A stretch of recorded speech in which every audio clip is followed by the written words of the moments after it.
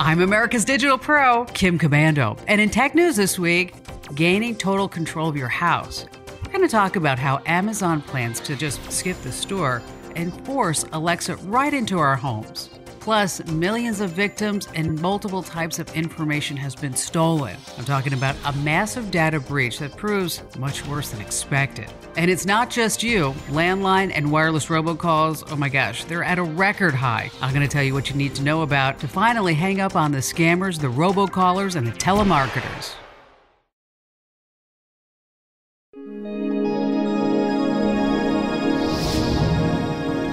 Now, let's get the latest from the Komando.com news desk. We start with a massive scam alert that you need to know about. Crooks have found a new way to steal your credit card information. The chip-enabled credit cards that most of us now carry every day are vulnerable. You've heard of skimming, and now thieves are using something called shimming. Here's how it works. Scammers put a thin device with a microchip and flash storage into a slot where we slide our credit cards. The shim, as it's called, copies and saves your information from the chip. There are a growing number of these cases across the United States. Right now, there's a picture on Komando.com of what an actual shimmer looks like. You can also find several ways to defeat shimmers and skimmers. The FCC says net neutrality will end in 1 month on June 11th. Several states have sued, trying to block the new rules from taking effect. Net neutrality is disagreed upon by a large number of companies. Amazon, Facebook, and Google want the rules to stay, while AT&T and Comcast want them to be repealed. Net neutrality prohibits and bans companies from blocking websites, slowing connection speeds, and charging for faster delivery of content. The U.S. Senate is set to vote on next week on whether to reject the FCC repeal, but the chances of a bill reaching the president's desk are very slim. And there's a new iPhone bug out there you have to deal with. It's being called the Black Dot of Death. This bug will freeze a user's messaging app. A reboot doesn't fix the issue. Here's how it works. You receive a text message with a black dot emoji. It comes with a string of invisible Unicode text that cause all the damage. There's a couple of fixes depending on whether you have the 3D touch feature or by using Siri. For a detailed explanation of how to fix the problem, go to the Happening Now page at Komando.com. You'll also see exactly what the Black Dot of Death looks like. Spotify makes a strong statement. The company will no longer promote music by the controversial singer R. Kelly. His music has been removed from all Spotify playlists and algorithms. The move is part of a new hate content and conduct policy at Spotify. R. Kelly currently faces several allegations of sexual abuse.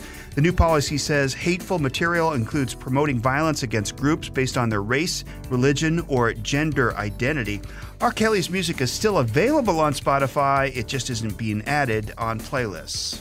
Would you be interested in a voice-activated smart house? That could be what's coming up in the future. The nation's largest home builder, Lennar, is betting on that idea and rolling out the welcome mat for Amazon. Built-in Wi-Fi smart doorbells, locks, lights, and thermostats. The company has entered a partnership with Amazon. The Amazon Dot and the Amazon Echo will be ready for you on move-in day if you choose a Lennar house. Amazon and Lennar believe smart homes will greatly impact the future of housing and will become the new standard for home buying. Still to come, a massive data breach is worse than anybody thought. Electric delivery trucks to hit the streets, and why Netflix isn't so great for your relationship. First, you better know what your kids are watching. Kim spells out how YouTube channels told students to cheat in school. Not everything on YouTube that hurts our kids has to do with sexual and violent videos. Today, we have to ask ourselves, why would YouTube, owned by Google, accept money to encourage our kids to cheat in school? Paying someone else to write a student essay is not illegal, but it's flat wrong, and it can get kids kicked out of school, or at the very least, bring them failing grades. It's cheating, plain and simple. But the BBC, not the American media, has exposed YouTube for accepting paid advertisements from a Ukrainian company that writes student essays. The company is called EduBirdie. It's being endorsed by some of YouTube's big stars. EduBirdie's paid ads appear in more than 1,400 videos on more than 250 YouTube channels. Let me quote the ads. If you cannot be bothered to do the work, EduBirdie has a super smart nerd who will do it for you. Yet another example of bad corporate citizenship. With big tech, it's always about the money. If you had believed the tech news chatter over the last couple of months, You might think that Apple's on the verge of collapse because of poor iPhone X sales. But as it turns out, America's best-known investor wasn't buying it. Late Thursday afternoon, despite news that Apple's iPhone didn't sell well, Warren Buffett scooped up 75 million shares of Apple stock to bring his total Apple ownership to 240 million shares. Buffett says to the Wall Street analysts, "If you're judging Apple on its iPhone sales alone, you're doing it all wrong. You don't buy a farm based on whether you think it's going to rain next year. Buy if it's a good investment over the next 10 to 20 years.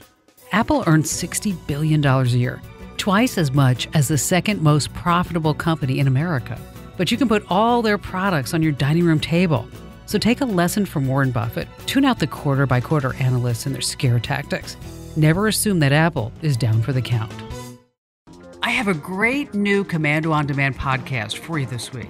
I don't know if you've noticed, but it just seems to be on Facebook that the political rants are increasing. Why? We're only 6 months away from the midterm elections, and now social media is drowning in politics. Don't worry, I've got your back. I'm going to tell you how you can keep your sanity without losing your friends and family. Plus, where do you think the future of technology is? I mean, we're talking about what's coming 5 years, 10 years, 20 years from now.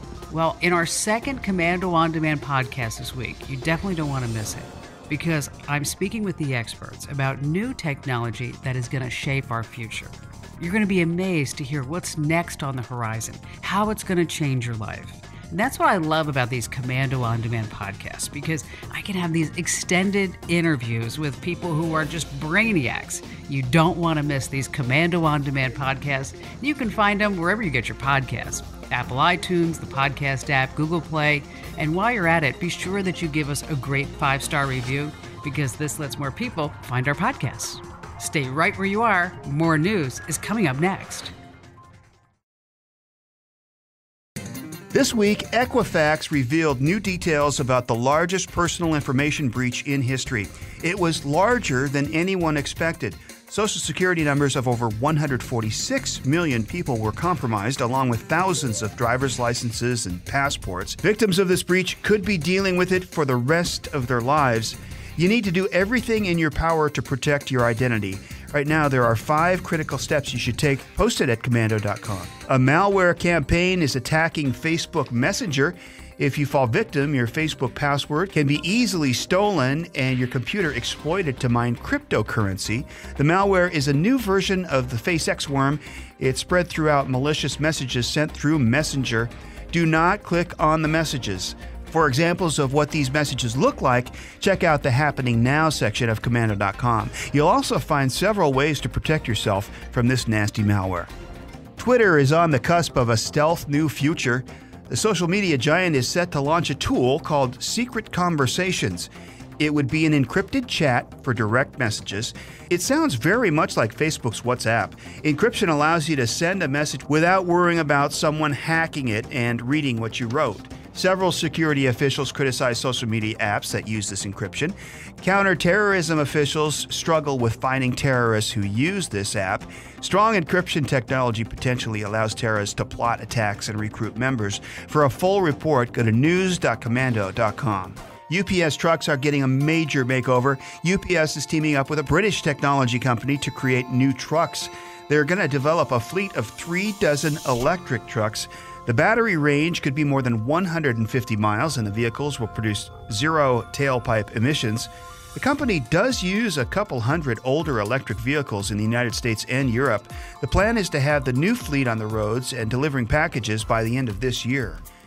Apple has started cracking down on applications that share location data with third-party services.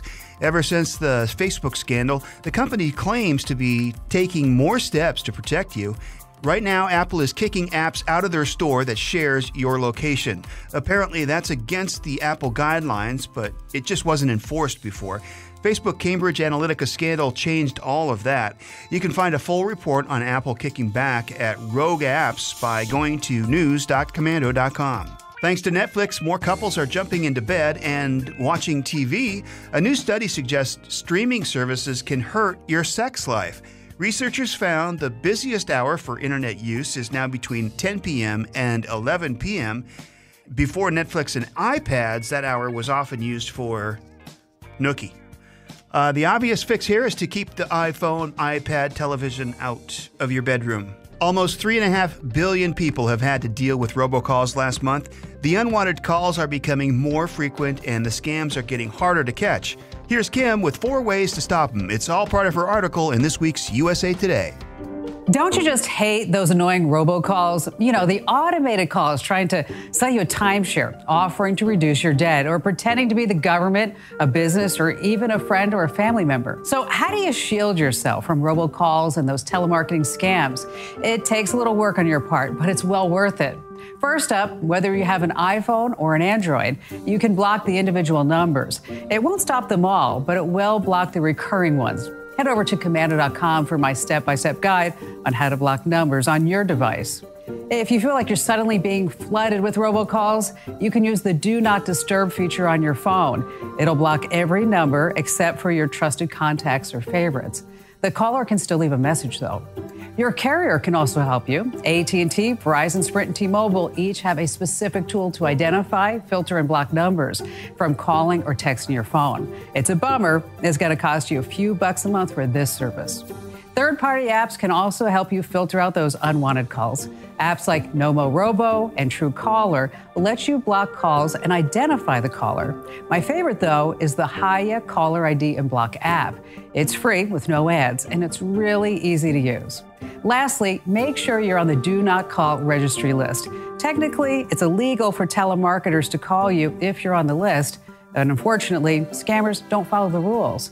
But the Do Not Call list is still an added layer of protection. I have more tips and details on how each of these work in my USA Today column this week, and I hope I'll see you on the radio. My national show airs every weekend on over 400 top stations from coast to coast. And to find my show in your hometown, just head over to Komando.com. And just a reminder, if you're not already getting my podcast delivered to you automatically, make sure that you subscribe on Apple iTunes or Google Play. And by the way, this podcast is not The Kim Komando Show. You could learn more about The Kim Komando Show podcast by heading over to getkim.com. That's getkim.com.